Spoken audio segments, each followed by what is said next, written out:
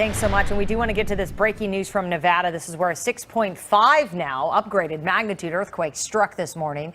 The quake rocked the area halfway between Las Vegas and Reno. That's about 120 miles southeast of Carson City. People who aren't far from Fresno reported feeling the shaking. Since the initial quake, there have been several strong aftershocks.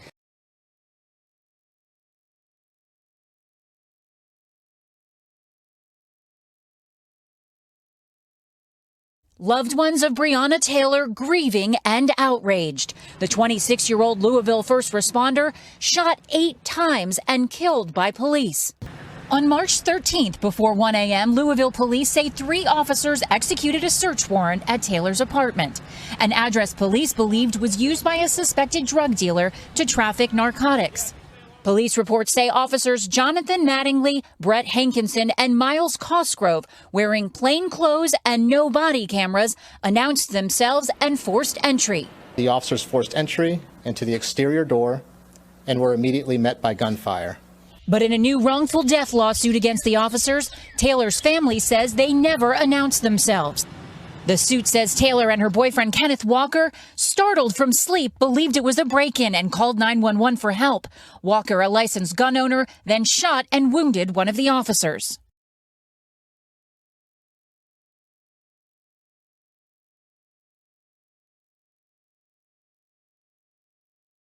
As researchers and companies across the world hunt for a COVID-19 vaccination, tension between countries' self-interest and the need for international cooperation grows. The quest for a treatment has sparked a major row over which countries will be first to access it. On Thursday, French pharmaceutical giant Sanofi was forced to clarify its CEO's claims the United States would be first in line if the company finds a vaccine, its chairman insisting no one country will be given priority. But Sanofi is just one of scores of companies working on a vaccine. More than 100 experimental treatments for the virus are currently in development. And because some of the therapeutics are already at an advanced stage, an EU agency says a vaccination could be approved in record time.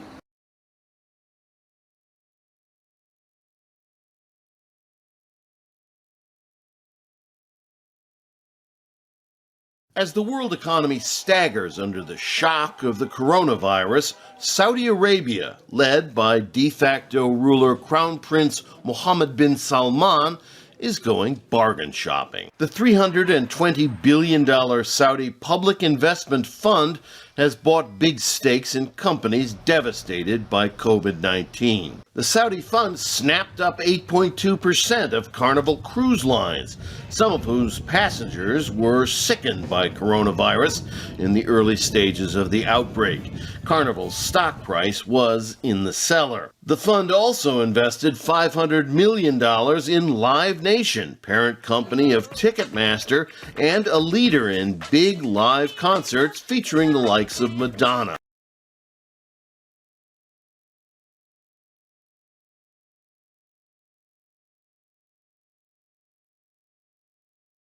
Taken aback by Burundi's decision to expel its staff, the World Health Organization is demanding answers.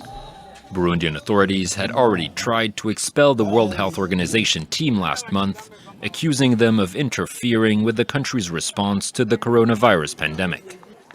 The attempt was unsuccessful, but the government didn't back down, and on Tuesday the 4 experts were declared persona non grata without further explanation. The decision, which was criticized by the UN and the African Union, comes days before Burundi is set to hold a presidential election, with the country defying calls to postpone the vote due to the sanitary crisis.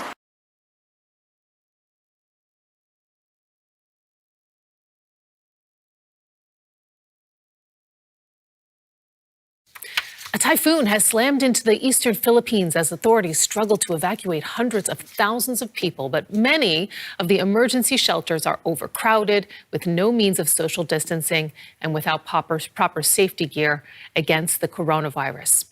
Typhoon Vongfong is expected to sweep across densely populated areas before exiting in the north on Sunday. Typhoon Vongfong is packing powerful sustained winds of up to 150 kilometers per hour. So far, no deaths have been reported, but it's still putting millions of lives at risk because of the coronavirus pandemic. Areas hit by the typhoon are under lockdown, and people are trying to stay home to avoid infection.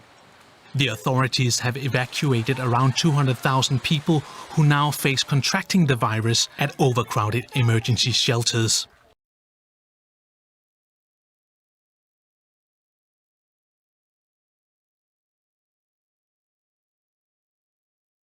It's a shocking attack. Pet lover Lisa Urso was found mauled to death by her French bulldog named Blue, whom she had recently adopted. The 52-year-old woman was discovered in a pool of blood on her porch outside Chicago. Now, many are asking, how could such a thing happen? Most people think of French bulldogs as loving and affectionate little companions, like this little guy. His name is Cuckoo, and he weighs just 20 pounds. We spoke to Lake County Coroner Dr. Howard Cooper. She had multiple bite wounds all over her body, as well as scratch wounds. Her injuries were very severe. He says it's clear there was a struggle. One big difference between Blue and other French bulldogs, Blue weighed 55 pounds. He also had a history of violence and was reportedly bred by his previous owners to fight.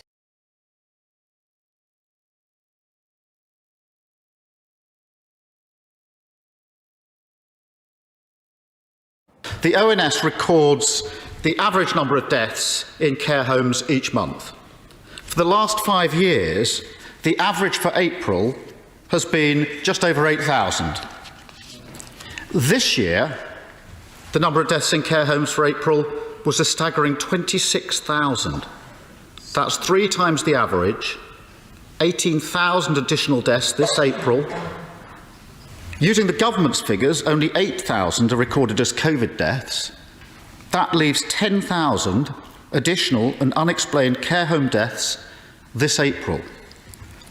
Well, it comes as the latest figures reveal the number of coronavirus-related deaths in UK care homes has actually been falling for the past 2 weeks. In the first week of May, there were officially 1,503 deaths in England, while just the week before that, the number had topped 2,000.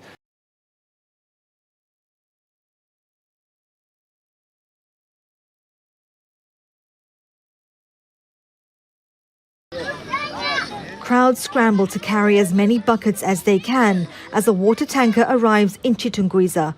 Many go for days without water, and the town on the outskirts of the capital, Harare, has anxiously waited for some respite.